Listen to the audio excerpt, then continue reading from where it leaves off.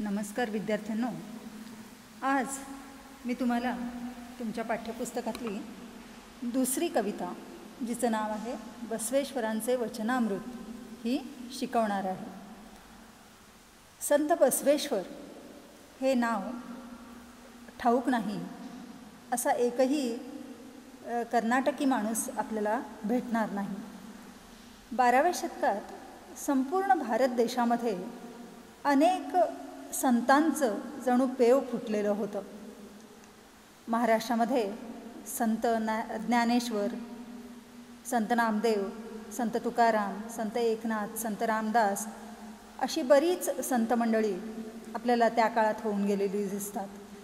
तसेच कर्नाटकामध्ये संत बसवेश्वर, संत अक्कमहादेवी, संत अल्लमप्रभू इत्यादी संत होऊन गेलेले आपल्याला दिसतात. इकडे उत्तर भारतामध्ये संत मीराबाई, संत तुलसीदास, संत कबीरदास, संत रहीमदास वगैरे संत झालेले दिसतात.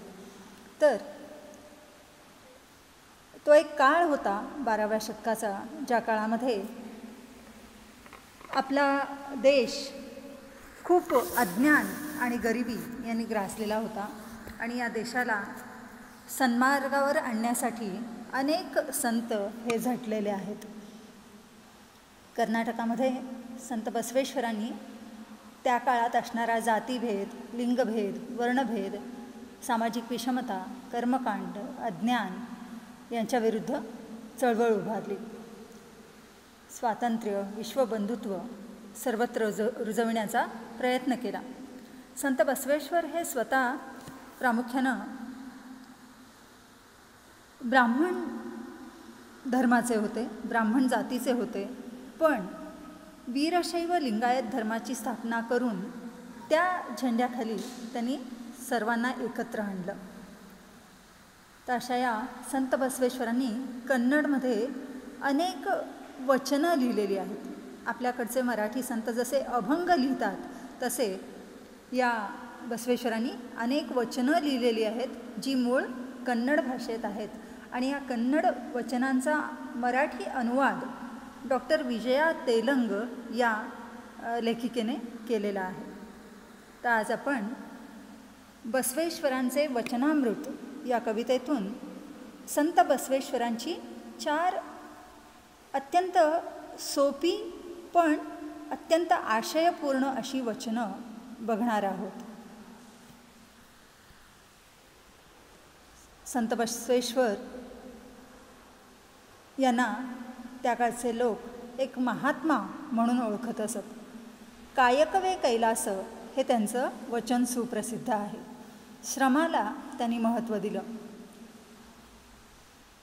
जातींवर न अवलंबून राहता श्रम करून जो मनुष्य आपलं अन्न मिळवतो तो जास्त श्रेष्ठ आहे. त्याचं कर्तृत्व त्याच्या जन्मापेक्षा मोठं आहे, हा संदेश त्यांनी समाजामध्ये पसरविला. तर अशा या संत बसवेश्वरांची ही काही वचनं आपण आज इथे बघणार आहोत.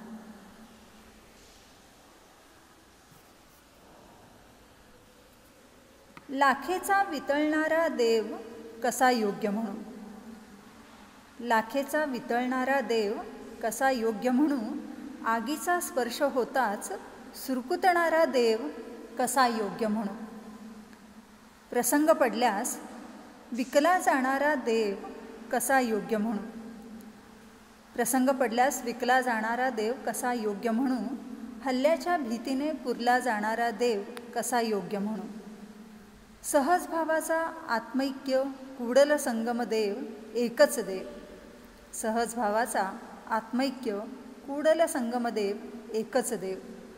तर लाखेचा वितळणारा देव कसा योग्य म्हणू, आगीचा स्पर्श होताच सुरकुतणारा देव कसा योग्य म्हणू, प्रसंग पडल्यास विकला जाणारा देव कसा योग्य म्हणू, हल्ल्याच्या भीतीने पुरला जाणारा देव कसा योग्य म्हणू, सहज भावाचा आत्मैक्य कुडल संगमदेव एकच देव, असे देवाविषयीचे विचार मांडत असताना संत बसवेश्वरांना इथे म्हणायचं आहे की देव ही एक शक्ती आहे, देव हे एक श्रद्धास्थान आहे. आपण सर्वसामान्य माणसं देवाला अनेक तऱ्हेच्या मूर्त्यांमध्ये बघत असतो आणि त्यालाच आपण देव मानतो. पण संत बसवेश्वर इथे आपल्याला प्रश्न विचारतात तो असा की लाखेचा वितळणारा देव कसा योग्य म्हणून.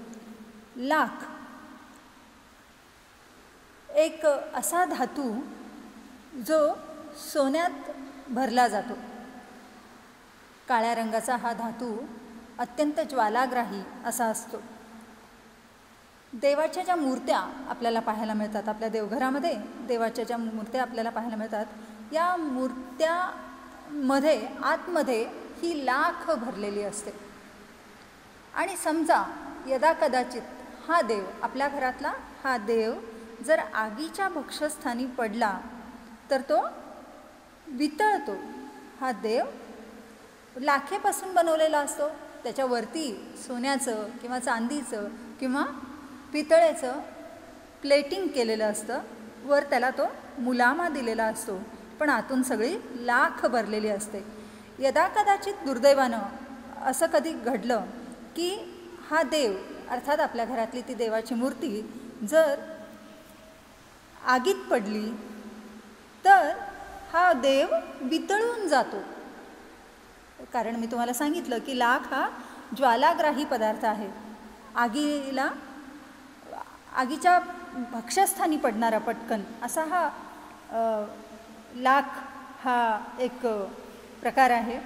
आणि लाखेचा वितळणारा देव कसा योग्य म्हणून, लाखेचा वितळणारा देव कसा योग्य म्हणून, आगीचा स्पर्श होताच सुरकुतणारा देव कसा योग्य म्हणून. आगीचा स्पर्श होताच, आगीचा स्पर्श झाल्या झाल्या जो देव सुरकुततो त्याला देव कसं म्हणता येईल. ही लाखेची देवाची मूर्ती जर आगीच्या भक्षस्थानी पडली तर ती वितळून जाते, ती सुरकुतते, ती वेडीवाकडी होते. संत बसवेश्वर आपल्याला विचारतात की देव अमर आहे, देव अविनाशी आहे, देवाला कधीही काहीही होत नाही.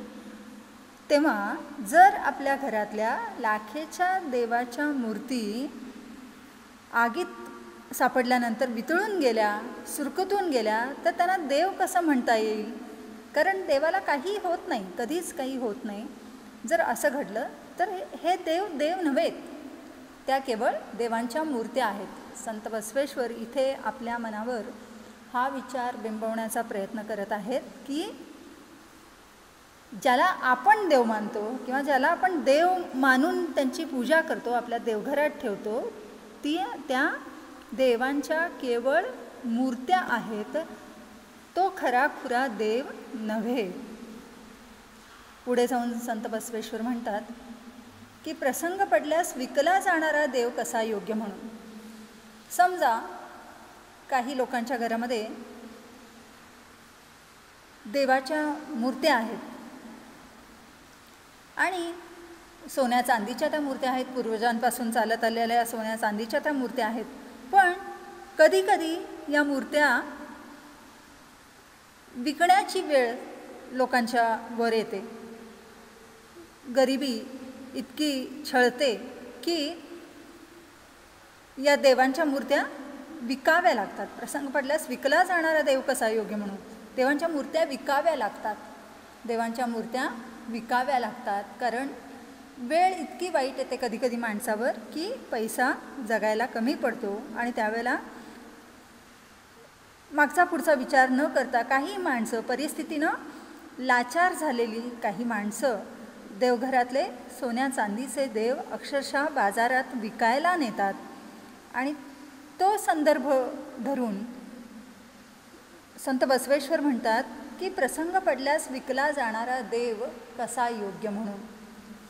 वेळेला देवालाही विकण्याची वेळ माणसावर येते, अशा देवाला देव कसा म्हणता येईल. हल्ल्याच्या भीतीने पुरला जाणारा देव कसा योग्य म्हणून.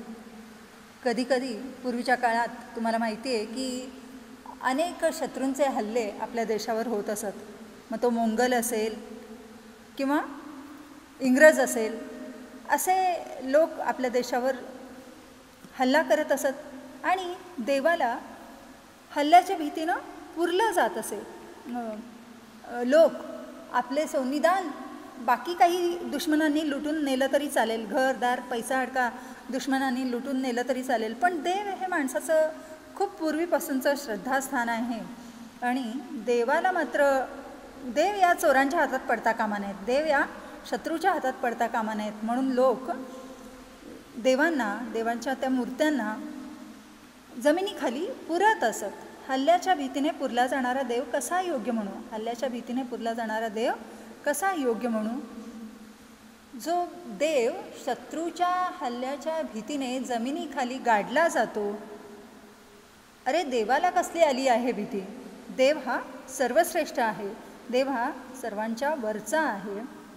आणि त्यालाच जर भीतीपोटी पुरलं जावं लागतं आहे आपल्याला जमिनीखाली, तर तो देव देव कसला. माणसं घाबरतात, देवानी घाबरायची काहीच गरज नाही. देवाला कशाचीच भीती असता कामा नये. आणि असा जो देव घाबरतो त्याला मग आपण देव म्हणू शकत नाही, तो खराखुरा देव नव्हे. आणि मग संत बसवेश्वर म्हणतात की सहज भावाचा आत्मैक्य कूडल संगम देव एकच देव. अर्थात आत्मैक्य, ज्याचं आपल्या आत्म्याशी ऐक्य झालेलं आहे, तो देव हाच खराखुरा देव आहे. माणसाच्या मनामध्ये, माणसाच्या अंतरंगामध्ये देव आहे आणि तो देव हा खरा देव आहे. बाकीचे देव हे देव नव्हेत, बाकीचे देव हे देव नव्हेत. सहज भावाचा आत्मैक्य कूडल संगम देव हा एकच देव आहे. बाकीचे देव हे लाखेचा वितळणारा देव किंवा आगीच्या स्पर्शानं सुरकुतणारा देव किंवा हल्ल्याच्या भीतीपोटी पुरला जाणार हे देव देव नव्हेत. ज्याचं आपल्या आत्म्याशी एकरूपत्व झालेलं आहे, तो देव हा खरा देव आहे. अर्थात आपल्या देवघरात किंवा देवळांमधून आपण ज्या देवाच्या मूर्त्या पाहतो, तो खरा देव नव्हे. दगडाला शेंदूर फासून आपण त्याला देव म्हणतो. देव असतो तो माणसाच्या अंतरंगात आणि त्या देवाची पूजा करणं आपण शिकलं पाहिजे. अर्थात देवत्व याचा अर्थ असा आहे की चांगुलपण. आणि आपल्या प्रत्येकाकडे खूप चांगुलपण आहे आणि ते चांगुलपण आपण जपून ठेवलं पाहिजे. अंतरंगातल्या परमेश्वराला ओळखलं पाहिजे आणि त्यानुसार आपण वागलं पाहिजे. कुठे शोधिसी रामेश्वरन, कुठे शोधिसी काशी, हृदयातील भगवंत राहिला हृदयातून उपाशी. या ओळींमधनं जो भावार्थ व्यक्त करण्यात आलेला आहे, तोच अर्थ इथे संत बसवेश्वर व्यक्त करताना दिसतात. तर देवाला शोधत इतरत्र फिरण्याची गरज नाही, देव मूर्त्यांमध्ये शोधण्याची गरज नाही. देव आहे तो आपल्या अंतरंगात. हा भाव इथे संत बसवेश्वर व्यक्त करतात. बसवेश्वरांचं दुसरं जे वचन आहे ते असं आहे, अर्थरेषा असून काय उपयोग आयुष्यरेषा नसेल तर. अर्थरेषा असून काय उपयोग आयुष्यरेषा नसेल तर. भ्याडाच्या हाती चंद्रायुध असून काय उपयोग. भ्याडाच्या हाती चंद्रायुध असून काय उपयोग. आंधळ्याच्या हाती आरसा असून काय उपयोग. माकडाच्या हाती माणिक असून काय उपयोग. आमच्या कुडल संघाच्या शरणांना न जाणणाऱ्यांच्या हाती लिंग असून काय उपयोग. शिवपदाची ओळख नसेल तर. तर अर्थरेषा असून काय उपयोग आयुष्यरेषा नसेल तर. एखाद्या माणसाकडे भरपूर पैसा आहे पण त्याला आयुष्यरेषा नाही आहे. देवाने त्याच्या नशिबी आयुष्यच लिहिलेलं नाही, अल्पायुषी असा तो माणूस आहे आणि त्याच्याकडे भरपूर पैसा आहे.